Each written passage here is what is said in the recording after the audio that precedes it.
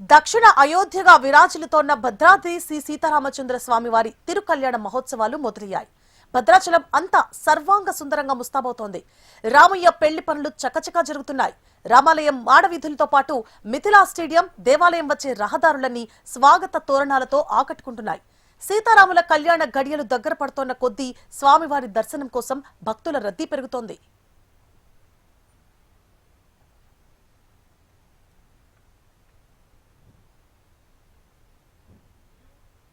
భద్రాచలంలో అత్యంత వైభవంగా జరగనున్న శ్రీ సీతారాముల కళ్యాణానికి ఆలయ అధికారులు అన్ని ఏర్పాట్లు చేస్తున్నారు.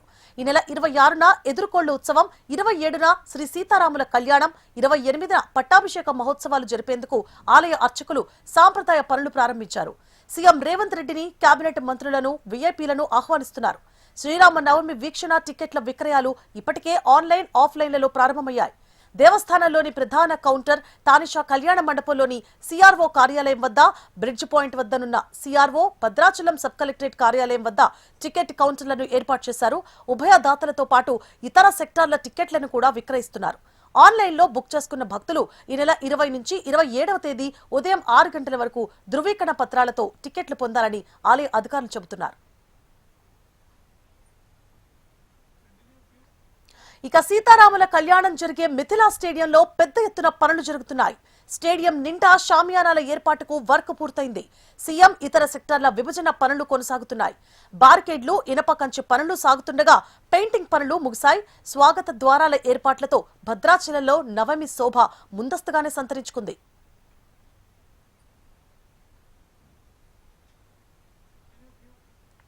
శ్రీరామనవమి తిరుకల్యాణ బ్రహ్మోత్సవాలు ఏప్రిల్ 2న ముగియనున్నాయి. శ్రీరామ పునర్వసు దీక్ష 27న ప్రారంభమై ఏప్రిల్ 24న ముగియనుంది. 23న మండల లేఖ, కుండ, కలస, యాగశాల, ఇక అలంకరణాదులతో పాటుగా సార్వభౌమ సేవ జరగనుంది. 24న గరుడ ధ్వజపట లేఖనం, గరుడ ధ్వజ పట్టాభివిష్కరణ, గరుడ ధ్వజావసనం, 25న అగ్ని ప్రతిష్ఠ, ధ్వజారోహణం, దేవతాహ్వానం, బలి సమర్పణ, హనుమద్వారణ సేవలు నిర్వహించనున్నారు. 26న యాగశాల పూజ, చతుస్థానార్చనం, గజ, గరుడ వాహన సేవలు, ఎదుర్కోలు ఉత్సవం, 27న ఉదయం 10:30 12 గంటల 30 నిమిషాల వరకు సీతారాముల తిరుకల్యాణోత్సవం, చంద్రప్రభ వాహన సేవ, 28న పట్టాభిషేకం, రథోత్సవం నిర్వహిస్తారు. ఇక 29న సదస్యం, 30న తెప్పోత్సవం, చోరోత్సవం, 31న ఊంజల్ సేవ, ఏప్రిల్ 1న వసంతోత్సవం, 2న పూర్ణాహుతి, ధ్వజారోహణం, పుష్పయాగాలతో బ్రహ్మోత్సవాలకు ముగింపు పలకనున్నారు. ఒక్కొక్క ఉత్సవంగా జరిగి సప్తమి నాడు మనకు అగ్ని ప్రతిష్ఠ, అదేవిధంగా స్వామివారికి మన గరుడ ధ్వజారోహణం ఇవి 25వ తారీఖు జరుగుతుంది. 26వ తారీఖు ఎదుర్కోలు ఉత్సవం, 27వ తారీఖు సీతారాముల యొక్క కళ్యాణ మహోత్సవం జరుగుతుంది. 28వ తారీఖు స్వామివారికి పట్టాభిషేకోత్సవం జరుగుతుంది. 29 సదస్యం కార్యక్రమం. ఇవన్నీ జరిగిన తర్వాత చిట్ట చివరి రోజు 2వ తారీఖున మనకు చక్రతీర్థం, అలాగే ద్వాదశ ప్రదక్షిణలు, శ్రీ పుష్పయాగం, ఈ కార్యక్రమాలను కూడా నిర్వహింపబడతాయి. ఉగాది నాటి నుంచి ప్రారంభించి పూర్ణిమ నాటి వరకు 19వ తారీఖు నుంచి ఏప్రిల్ 2వ తారీఖు వరకు, మార్చి 19 నుంచి ఏప్రిల్ 2వ తారీఖు వరకు వైభవోపేతంగా పక్షం రోజుల పాటు 15 రోజుల పాటు జరిగేటువంటి శ్రీరామనవమి తిరుకల్యాణ బ్రహ్మోత్సవాల్లో భక్తులు పాల్గొని సీతారాముల యొక్క అనుగ్రహానికి పాత్రులు కావాల్సిందిగా అందరినీ దేవస్థానం తరఫున ఆహ్వానిస్తూ ఉన్నాం. జై శ్రీ. ఇక భద్రాద్రి రామయ్య కళ్యాణం తిలకించేందుకు వచ్చే భక్తులకు ఎటువంటి ఇబ్బందులు తలెత్తకుండా అన్ని రకాల ఏర్పాట్లు చేస్తున్నారు. రామయ్య కళ్యాణంలో అత్యంత ప్రీతిపాత్రంగా భావించే ముత్యాల గోటి తలంబ్రాలను 300 క్వింటాలకు పైగా సిద్ధం చేశారు. కళ్యాణం జరిగే ప్రాంతాల్లో ప్రత్యేక కౌంటర్ల ద్వారా భక్తులకు అందించనున్నారు.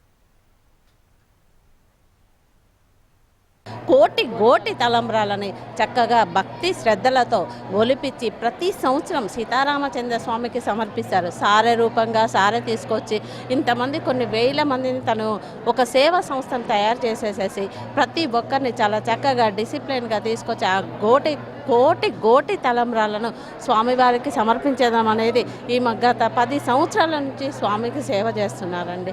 శ్రీ లక్ష్మీ బాలాజీ సేవా సంస్థ. నేను ఇక్కడ భద్రాచలంలో టెంపుల్ వాలంటీర్, వీళ్ళకి సహకరించడం కోసం నేను ప్రతి సంవత్సరం వస్తూ వాళ్ళకు దర్శనం అది ఇప్పిస్తూ ఉంటానన్నమాట. జై శ్రీరామ్, జై జై.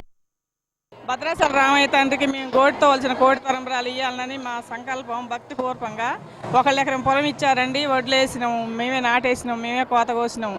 మొత్తం ఒలిసిన పంట అంతా తీసుకొచ్చి ఇంటికి తీసుకొచ్చి గోటితో ఒలిసిన కోటి తలంబ్రాలు పసుపుగా కూడా పండించారండి మా వాళ్ళందరూ. పసుపుగా కూడా కలిపి మొత్తం బియ్యం అన్నీ తీసుకొని రామయ్య తండ్రికి తీసుకొచ్చినామండి భక్తితోటి. భద్రాచలం మేము గత 5 సంవత్సరాల నుంచి కోటి తలంబ్రాలు తయారు చేసి ఇస్తున్నాము.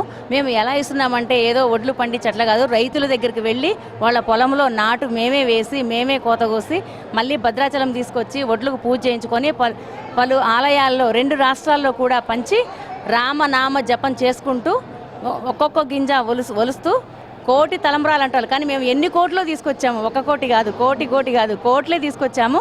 అట్లా ఇది 6వ సంవత్సరాలుగా తీసుకొస్తున్నాము. ఈ ఒడ్లు ఒలవడం అనేది ఏంటంటే రామకార్యం కోసము, అది ఒక పుణ్యకార్యంగా భావిస్తూ వాళ్ళు ఇంట్లో ఏదో బాధలు ఉంటే మనం ఏదో చేస్తున్నాము, మనం తిరుపతి మెట్లెక్కితే 7 కొండలు మెట్లెక్కి నడుచుకుంటూ వెళ్తాము. అట్లనే ఈ రామకార్యాన్ని కూడా గోటితో ఒలిస్తే అది ఒక సంకల్పం అన్నమాట, మనం పెట్టుకునే సంకల్పం. ఆ సంకల్పం ద్వారా ఒలుస్తున్నాము మన సంకల్పం నెరవేరడానికి. అలానే అట్లా ఒలుస్తున్నారు కాబట్టి వాళ్ళ సంకల్పాలు నెరవేరుస్తాడని శ్రీ సీతారామచంద్ర స్వామి వారు వాళ్ళు ఏ సంకల్పంతో అయితే ఒలిచారో వాళ్ళ సంకల్పం కూడా నెరవేర్చాలని మా సమితి తరపున మేము కోరుకుంటున్నాము.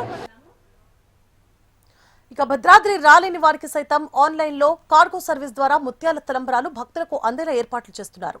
ఇక 1,00,000కు పైగా లడ్డూలు సిద్ధం చేస్తున్నారు. గతంలో కంటే ఎక్కువ మొత్తంలో లడ్డూల తయారీ శరవేగంగా జరుగుతోంది. దేశ విదేశాల నుండి భక్తులు వస్తుండటంతో ఆలయ అధికారులు అన్ని రకాల ఏర్పాట్లు ముమ్మరం చేశారు.